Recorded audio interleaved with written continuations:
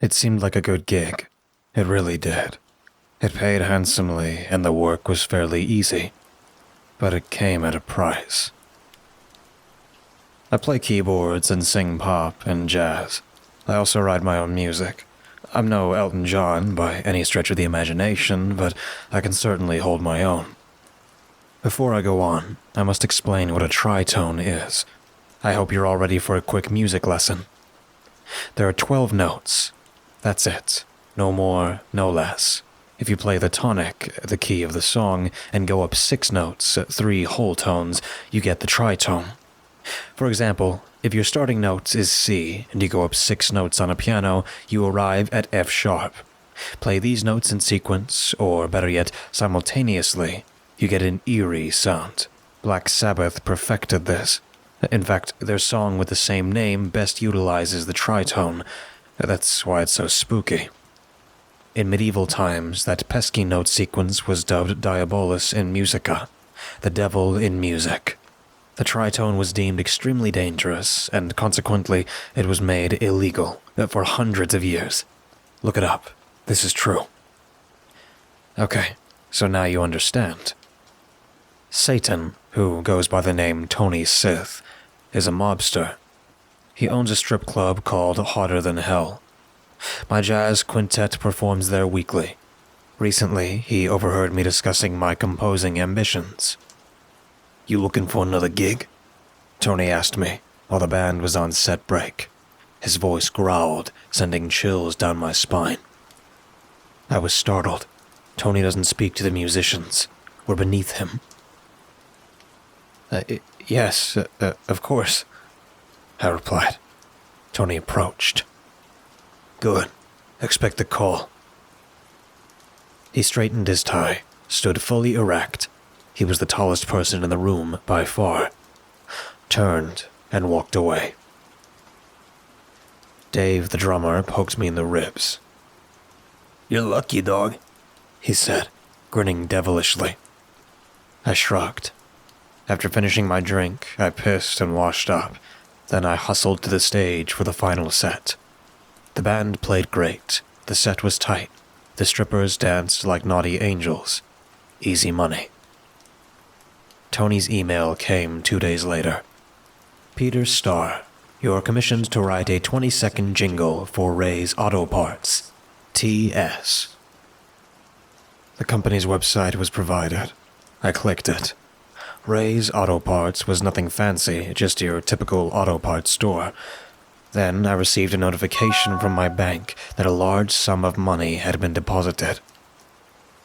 Easy money, I told my black cat, Damien, who was circling my legs, looking for affection. I scratched under his chin. Then I got to work. I'd never written a jingle before, so I turned on the radio and listened to the commercials. I was right. Easy money. My computer started up. It was downloading a program. I presumed it was an update. It wasn't. It was Pentascore. The program finished downloading. I clicked accept to the terms and conditions. Looking back, I wish I'd read through them first. Maybe then those people would still be alive, and I wouldn't be in this mess. But there was no turning back. I'd seen firsthand what happens when you refuse Tony Sith. Pentascore opened. A buffet of instruments appeared, the world of music at my fingertips. I frowned. Apparently, Tony Sith and his thugs hijacked my computer. Why was I surprised? My instrument was beckoning me, so I jumped behind my keyboards and started messing around. Soon, a melody arrived. 3 notes, all from the major scale. I applied the appropriate chords, and voila, a 20-second jingle. Easy money, right? All I needed was the words. I scribbled down some lyrics. Ray's Auto Parts is the place to start. Ray's Auto Parts saves you money. Ray's Auto Parts. Ray's makes everything better. Ray's makes everything better. I was satisfied.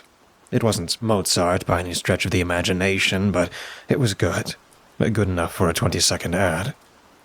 After downing my 3rd cup of coffee, I moseyed towards the desktop computer, ready to record the song. First, I'd start with the keys, then add the bass and the drums. Finally, the vocals. My computer was busy at work. Pentascore was operating on its own. I couldn't believe my eyes. There it was, my jingle. Fully composed, finished, neat and tidy. Each instrument was notated, including the title, key of the song, tempo, and composer. Impossible, I told Damien, who had curled up on my lap. I pushed play. I wish I hadn't. My jingle came soaring through the speakers, lasting exactly 20 seconds. My voice was pitched an octave lower, barely recognizable. That's not what troubled me. The chords were all wrong. Something foul was afoot. There must be an explanation, I told Damien. The melody was correct. It was exactly how I imagined it. The problem was with the harmony, the tritones. Those creepy intervals had teeth. They made the jingle sound like horror movie music, something Tim Burton would create. Yes, the melody was intact, but the chords were gruesome. I panicked. There was no way I could submit this to Tony Sith. He'd have me killed, or worse. Having spent time at his club after hours, I've seen things, bad things. People disappear at hotter than hell. Like the guy who was shoved into the walk-in fridge, tied up, bloodied, and shackled. Or the dancers who get called into Tony's office, never to be seen again. Frantically, I tried correcting the mistakes. Unfortunately, every time I made a correction, it wouldn't save. I tried again and again. At some point, panic turned to despair. I started swearing, every cuss word I knew, and then some. It was sad. There's nothing more desperate than a person throwing a tantrum at their computer. Then, the unthinkable happened. Tony Sith sent me a text, something he'd never done before. 2 words. Got it. For the entire night, I sat by my computer, listening to that damn jingle. It was super creepy, the polar opposite of what it should be. What exactly is pentascore? I did some research. According to Google, pentascore does not exist. Not this version, anyway. I started questioning my own sanity. I must have slipped in those notes by accident, I told myself. Sometimes, when the creative process is intense, songs come pouring out of me, sometimes fully formed. I'm a receiver. It's what I do. I never question the process. As long as the songs keep coming, I'm happy. This was different, and I knew it. How did pentascore appear on my computer? Where did it come from? How did it compose and arrange my score? It even notated what I didn't play. It composed my thoughts. This was hard to handle.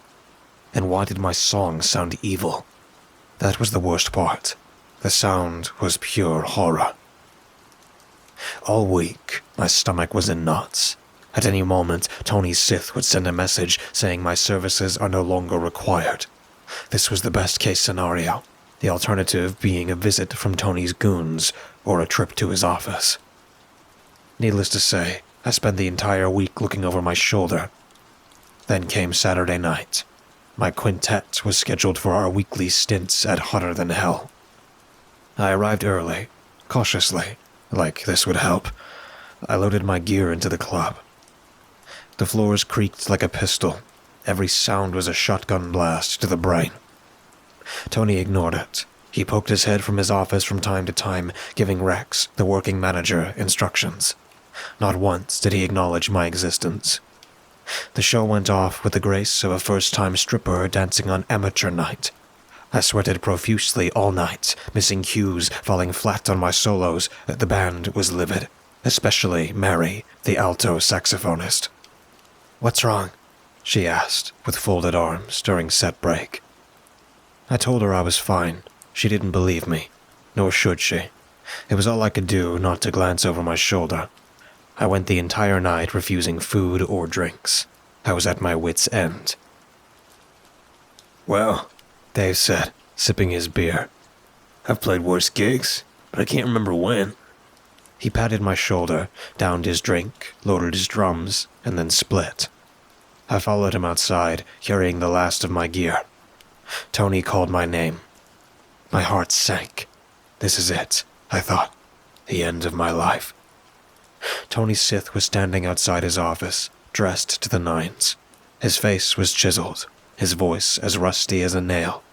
He didn't mince his words. "More work is coming. Check your email."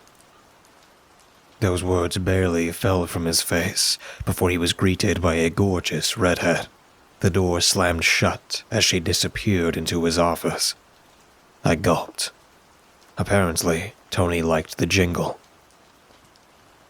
My next assignment was for Daisy's hairdressers, a 20-second spot. I jumped behind the keys and promptly got to work, setting out pictures of women's hairstyles to set the mood. It worked. Soon, I had a melody. It was catchy. I played around with my idea until it settled into something workable. Then came the words.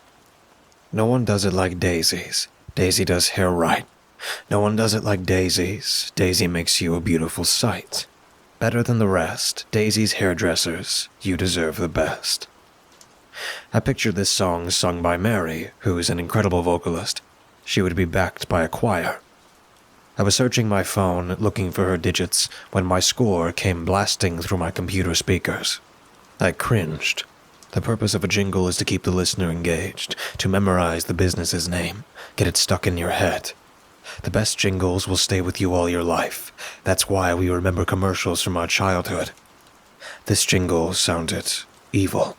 My voice was pitched an octave up, making it sound like Mary, but it was me, with a choir singing underneath me. This freaked me out. I started questioning Tony Sith's validity. Who exactly was he? Or, better yet, what was he? And what the hell was Pentascore? No answers arrived. Self-pity took over. How did I end up in this mess? Why me? When will this nightmare end? The score was proudly displayed, exactly how I'd imagined it, except my version was light and breezy, cute like a children's cereal commercial. This one belonged on an episode of The Twilight Zone. Pentascore proudly displayed my song. The screen flashed busily. Just looking at those dark intervals gave me the creeps. Those tritones were vomit-inducing. They didn't belong. The mouse hovered over the playback button, only this time I refused to play it. There's no way in hell I could listen to that wretched jingle again. I didn't need to press play. The song played on its own. The song was abhorrent. Just hearing it made me want to crawl into a hole and die. Pirate music. That's what it was. I powered off my computer and relished in the silence. Maybe if I kept my computer turned off, my problems would disappear. My phone beeped. A text arrived. From Tony. 2 words. Got it. My phone dinged again as a pile of cash was deposited into my account. A few more jingles and I could buy myself a new car, an electric car, perhaps. I was conflicted. I shrugged, then sipped my coffee while listening to the local news. The radio announcer was going ballistic. Something bad happened, and the announcer was quite emotional in telling the story. Apparently, Ray's Auto Parts was being investigated in a rash of murders throughout the city. Brakes seizing, tires falling off, cars exploding. These unfortunate events were linked to Ray's. Impossible, I told Damien. My computer suddenly powered up. My phone dinged. An email arrived. It was from Tony. Next assignment. The City Zoo, 45-second spot. T.S. My hands were trembling. This was all wrong. I was in over my head. I resisted the urge to Google Tony Sith, since he was most certainly spying on me. Maybe this will be the final assignment, I told Damien, who was face first in his food dish. I slumped behind my instrument. I didn't need to research the city zoo. I worked there back in high school. There were amphibians, birds, fish, reptiles, mammals, you name it. The giraffes were my favorite. A jungle groove was required. I would build off that, start with the percussion, Having access to unlimited drum samples, it wasn't long before I found a killer groove. I added a bass line. Soon, the bass and drums were locked in. Next, I would create a guitar part and pepper it with keys. Then I'd add the horns. They'd be extra spicy. I spent all night on this one, drawing influence from Duke Ellington. The music was so enthralling it wouldn't require singing. Spoken word should suffice. I scribbled down a few lines, thus completing the song. It was well after dark by this point. Come visit the city zoo. There's something for the whole family. Come see our latest attractions, fun for you and me. The city zoo. There's so much to see. Open 7 days a week. The city zoo. See you soon.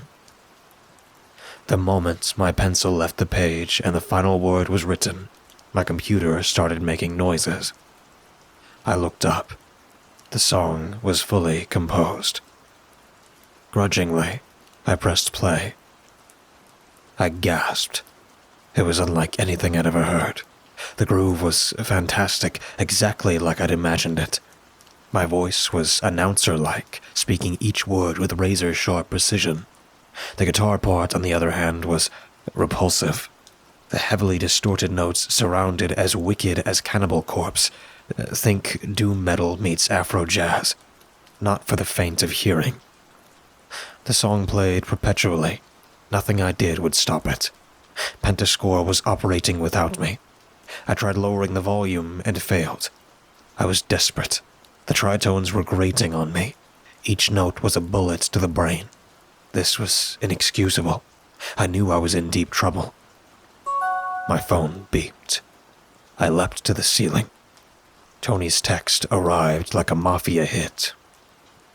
Got it. The next day, I made plans with Dave. He was the only person I could turn to. Maybe he'd believe me. Maybe he'd know what to do. It was a long shot, but I had to try. We met at a local dive bar. A blues band was playing. Dave started eyeballing a woman with spiky blue hair and a sleeve of tattoos. It took all my strength to keep his attention. Something happened last week, I said, having rehearsed what I wanted to say to him. Dave leaned in. Tony Sith, from the club. I think he's the devil. Dave spurted his beer, soaking me in the process. Gross, I complained, wiping the suds from my shirt and pants. The look on Dave's face was not encouraging. He thought I was either nuts or yanking his chain. This crushed my soul. To me, it was blatantly obvious Tony wasn't human, nor was he to be trusted. The realization that I couldn't tell a single soul made me want to drink myself into oblivion. I ordered the next rounds, but kept quiet. Dave, on the other hand, found himself arm in arm with the spiky-haired woman, leaving me all alone. I was depressed beyond description. Even if I showed him Pentascore and the songs I'd composed, he would rationalize it. This was all too obvious. I was saddened, but certainly not surprised. I downed my beer, then ordered an Uber. Dave stayed. He spent the night with his latest friend. The driver was listening to the local news station, who were discussing the gory details of the latest tragedy. A gruesome murder spree had taken place earlier that day, at a hair salon, Daisy's Hairdressers. According to the report, sometime after 6 p.m., 3 hairdressers went on a rampage. One patron had her wrists slashed. Another had her eyes gouged out. The woman with her eyes removed had brought her 6-year-old daughter with her. This little girl was also dead. She was decapitated.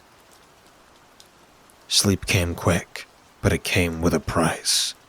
An endless cycle of nightmares. The following Saturday, my band avoided me like the plague. This was fine by me.